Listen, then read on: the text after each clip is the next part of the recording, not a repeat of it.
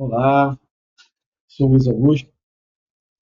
Tenho outras formações, obviamente, na área de Química e Biologia, mas estou na área de Teologia. Sou um servo do Senhor, obviamente, como você também deve ser, né?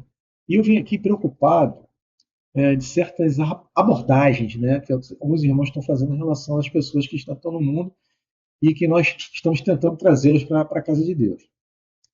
Mas o que acontece? Em muitos momentos a gente faz uma abordagem um tanto drástica, né, um pouco confusa e medonha. Porque vai acontecer, os cavalos vão ser soltos daqui da terra, que vai trazer destruição, morte, peste, guerra. Gente, isso não é mais o caminho para se falar, para chamar a atenção de Deus. Vamos já chamar a atenção de Deus sobre coisas magníficas que ele fez, as coisas sensacionais. Vou dar um exemplo das frutas. Ele poderia fazer várias frutas com outros nutrientes, mas tivesse a mesma cor, o mesmo sabor, mesmo aroma. Não é, são diferentes. Né? Ele ficou preocupado até com isso. E daí também, né, por causa dessa colocação que muitos fazem sobre a belicosidade de Deus, né, as pessoas pensam, pô, mas é o mesmo Deus do Antigo Testamento, do Velho Testamento? Sim, claro que é. Só que eram situações diferenciadas naquela oportunidade. E como Deus é nosso Criador de todas as coisas, ele podia muito bem fazer o que ele deseja. Só que as pessoas não entendem isso. Mas a gente não pode, de jeito algum, intimidar as pessoas através do medo. Nós temos que trazer as pessoas através da paz, através do amor, através de uma visão holística, né? Uma visão à frente, o que poderá ocorrer de benéfico, não de maléfico. Né? Eu costumo falar para as pessoas o seguinte: imagina se não fosse a criação de Deus, como essas pessoas acreditam na evolução, né? São evolucionários. O DNA, por exemplo, é uma hélice quaternária helicoidal altamente complicada de se entender, né? Pelo menos era até então desvendarem esse mistério. Né? Você vê,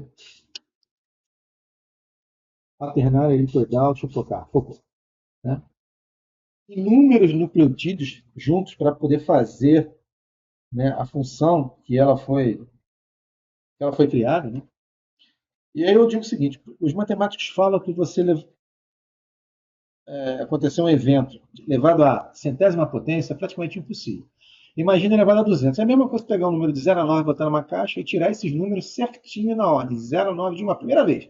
Isso é elevado a mais de 200. Então isso é impossível acontecer. Imagina uma molécula do DNA acontecer por acaso. Ah, mas a Terra tem mais de 4 bilhões de anos, Luiz. Poderia ter acontecido. Mas mesmo assim, esses números, elevado a 200, é um número que não se aplica a essa probabilidade matemática. Né?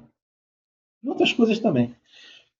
Mas eu queria chamar a atenção principalmente dessa nova moda, né, de seres extraterrestres visitando o nosso planeta e que vão dominar, e que vão se estabelecer, e que precisam disso, precisam daquilo. Gente, olha só. Nós temos no nosso sistema, no nosso, na Via Láctea, outra estrela chamada Rigel, chama de gigante azul. Rigel é diferente do nosso Sol amarelo. Nosso Sol amarelo, lá, a cromosfera é em torno de 6.000 graus Kelvin. De Rigel é 20.000 graus Kelvin, ou seja, 3,3 mais vezes. Né? Mais.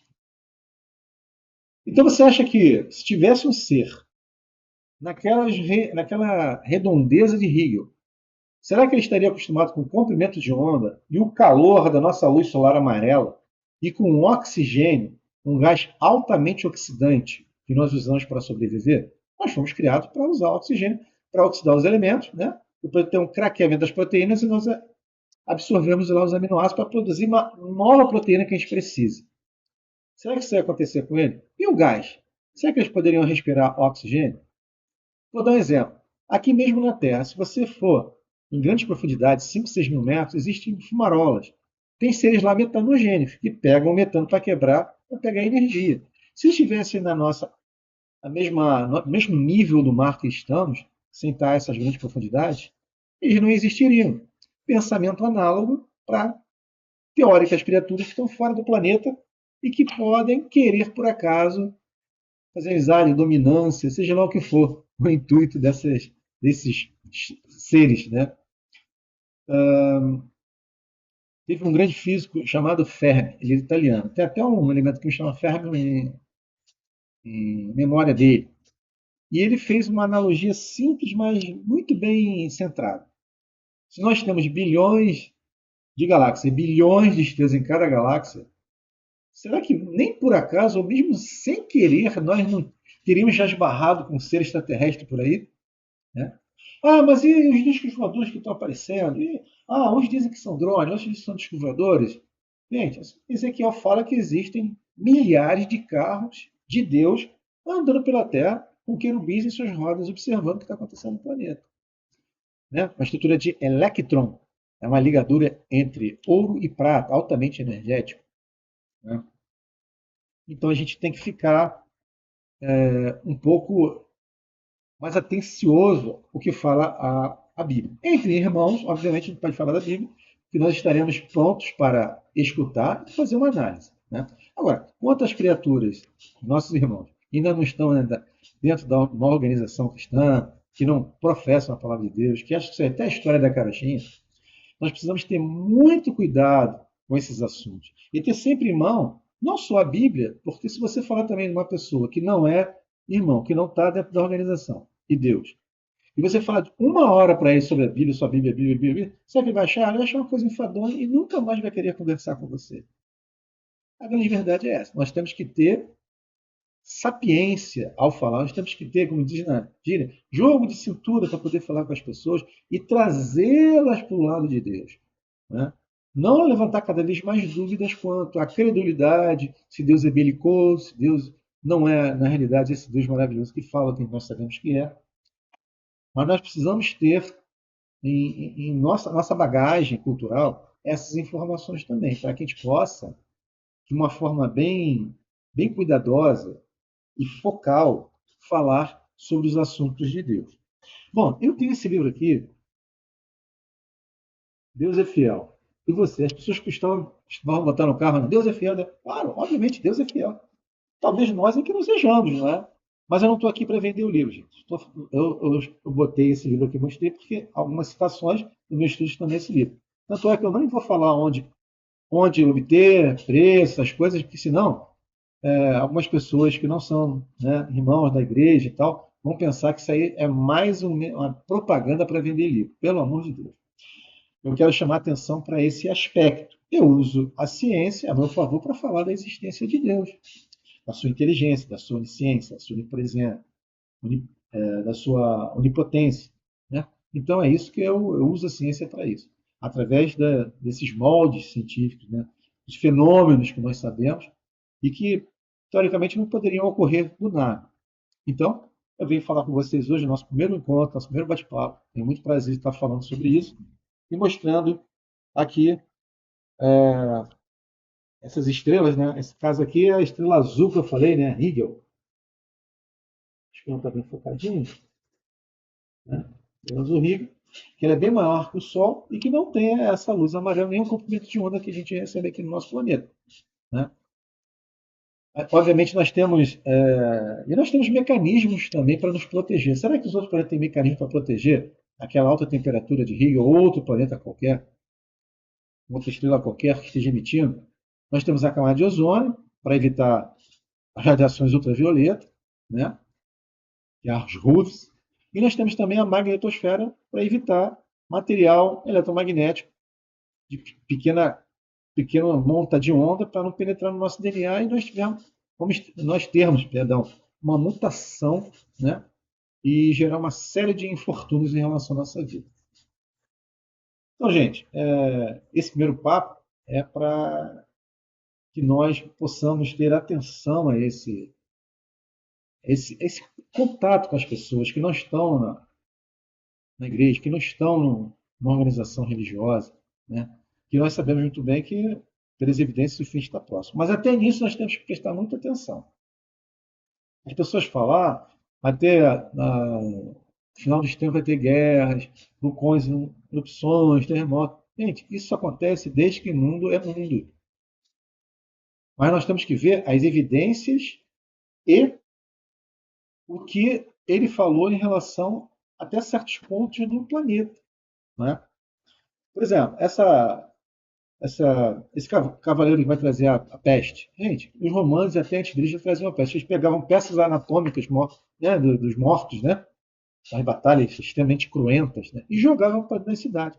Isso é um micro-organismo chamado Yersinia pestis, que gerava uma série de problemas e mortes, né? Já que a penicilina não existia ainda, nenhum antibiótico existia. Então, o Fleming, novamente sem querer, obviamente teve a mão de Deus nisso aí, né? Esqueceu lá um material, um micro-organismo na lamínula, seu microscópio, esqueceu, e deu um mofo. O mofo todo mundo sabe que produz, determinado mofo, né? Produz a penicilina, que a gente chama de penicillium notatum, né? Hoje é a penicillium criogênio, né? Que é maior produção, até na indústria. Então, gente, sempre houve a mão de Deus, protetora de Deus. Ele deu a inteligência ao homem para que nós resolvêssemos os nossos problemas. Deixou tudo aí no mundo para que nós pudéssemos usufruir. Basta nós termos a diligência e a capacidade de estar com Ele, sempre em oração, pedindo orientação para que nós possamos descobrir. Né? Se não formos nós, ou eu, você, que não está falando, serão outros, mas dentro da casa do Senhor. Né? Então, essa é a mensagem que eu gostaria de passar para vocês. Bastante cuidado quando for falar com as pessoas em relação a isso, porque a gente pode ainda levantar na pessoa um sentimento até ao contrário que nós queremos que ele tenha por Deus. Né? Um desprezo, um medo, que acha que Deus é um assassino, que Deus não é amor. Né? Então a gente tem que saber muito bem, tanto da Bíblia, para a gente falar exatamente na dosagem certa do livro santo, né? Que é o livro mais vendido no mundo, seria um ponto que nós podemos até falar para as pessoas, né? E também em relação à ciência, para comprovar, evidentemente, o que ocorre, mostrando que tem que ter a mão de um criador inteligente, né? Que está sempre ao lado, embora tenhamos dado as costas para ele desde a vida de Jesus, embora Jesus já soubesse que nós iríamos segregá-lo, né? Naquela hora de escolher ele ou Barrabás, ele já sabia que ele não seria escolhido para a vida, né? Para ser solto. Mas eu tenho certeza que ele, como espírito altamente evoluído, mesmo assim ele deve ter ficado um pouco chateado com a humanidade naquele momento.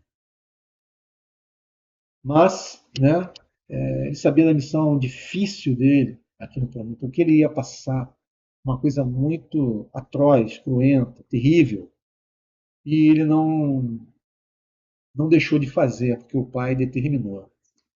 Isso é uma coisa, é uma demonstração de amor assim incalculável. Né?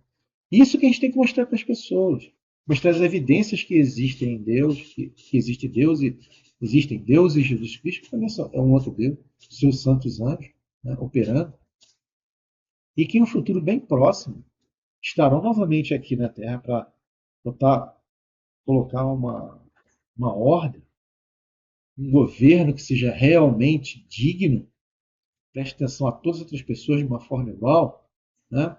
Não vai ter mais porque ele executa um trabalho não tão nobre, então ele ganha um salário que mal dá para sobreviver, enquanto o outro, às vezes, uma indicação ganha 100 vezes mais do que ele. Essas arbitrariedades, essas discrepâncias, com certeza irão ser eliminadas. Tá ok? Então é isso. Esse é o recado que eu gostaria de dar para vocês, irmão. Agradeço muitíssimo a quem escutar. Espero que vocês comentem bastante a esse respeito. Eu não fiz a oração inicial, nem fiz a oração final hoje, né? Mas fiz a oração mental em relação ao nosso Pai. Está falando dele, né? Jesus Cristo falou, né? Quando tivesse um ou dois reunidos em nome dele, ele estaria presente. E com certeza, mesmo na tecnologia que nós estamos usando, ele está presente. Então, eu desejo aí um excelente dia para vocês. Que o Senhor coloque a mão sobre nós, para que possamos sempre arrebanhar o máximo de pessoas possível, para que nós possamos crescer e mostrar a força, mas a seriedade e não a belicosidade do povo de Deus. Ok? Um grande abraço, então. Saúde e paz.